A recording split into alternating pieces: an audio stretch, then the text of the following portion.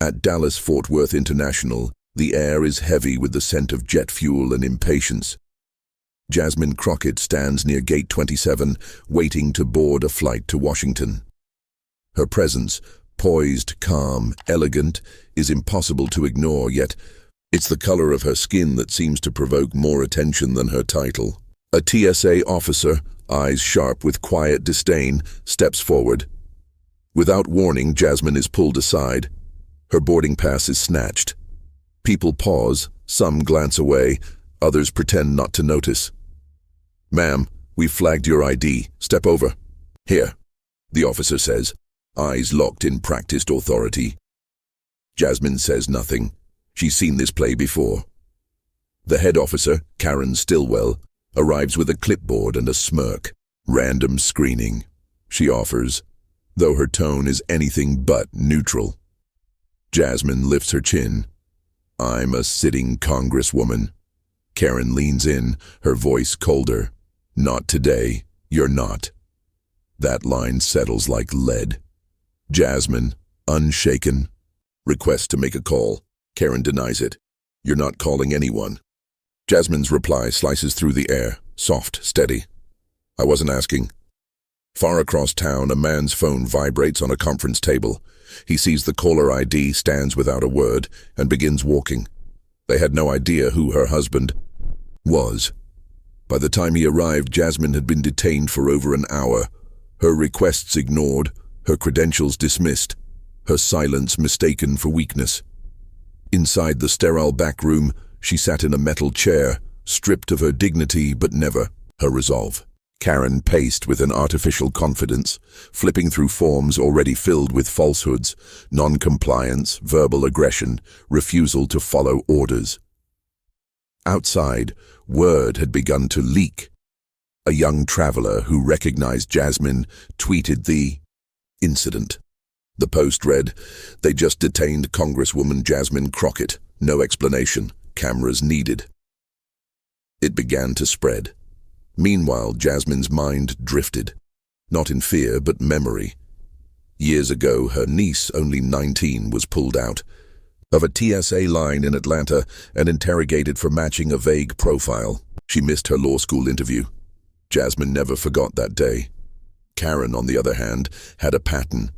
A year ago, she'd been investigated after several passengers filed complaints of racial profiling. The case went nowhere. Whispers grew louder. Airport janitors, flight attendants, even fellow agents watched in unease. One leaned into another and whispered, "She's going too far this time." Inside the room, Jasmine remained composed. Not a flinch, not a tear. Her silence was a statement. Then, footsteps, measured, deliberate, growing closer. Outside the interrogation room, a tall man in a dark coat walked directly toward the restricted zone. A security guard stepped in his path. "Sir, you can't go in there." The man removed his sunglasses, looked him dead in the eye. "My wife is in that room, move." And just like that, the tone shifted. Everyone who had dismissed her began to sense the storm they'd summoned. The door opened without a knock. Jasmine looked up, a brief softening in her eyes. Her husband, retired federal judge Malcolm Reeves, stood tall, holding a manila envelope, and a firestorm in his presence. Karen stepped back. "Who are—" she started, but stopped. She knew. Malcolm handed a sheet of paper to the senior agent. "Federal injunction. You will release my wife immediately." His voice was calm, but each word hit like a gavel. "You've violated due process, civil liberties, and obstructed a member of Congress in transit. You'll be hearing from the DOJ by morning." Karen flinched. "We followed protocol," she muttered, but her tone cracked. Jasmine stood. She didn't need rescuing, but justice was finally walking in beside her. Malcolm turned to her, his hand on her shoulder. "Are you all right?" She nodded. They laid hands, that's all. His jaw clenched, but he said nothing more. Turning back to the agents, he added, "Every second you detained her was a page in your downfall." Karen's eyes darted to the cameras in the corners. The red light blinking now felt like a countdown. Jasmine stepped forward. Her voice was low, but every word held weight. You judged me before I spoke, before I moved, because I didn't match your idea of power. She glanced at the other officers. You should have known better. Reporters began to gather outside the hallway. Cameras clicked, but Jasmine didn't pose. She walked out without looking back. Karen stood frozen, hands trembling, the reality of her choices sinking in not with shouts but silence. That was always the loudest kind. The fallout was immediate. Video clips from travelers flooded social media. Major outlets covered the incident within hours.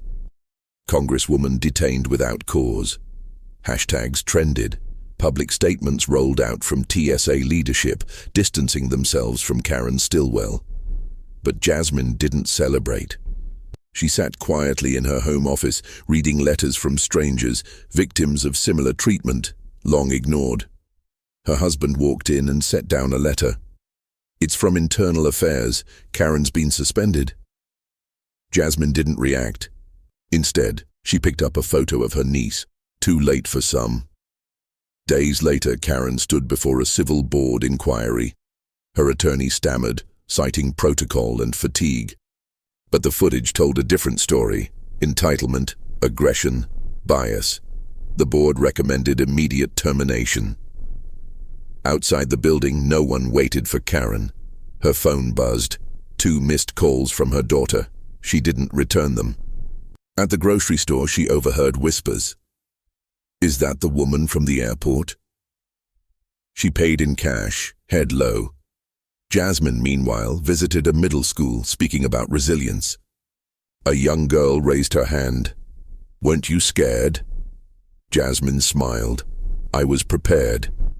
Malcolm watched from the back of the room, pride in his silence.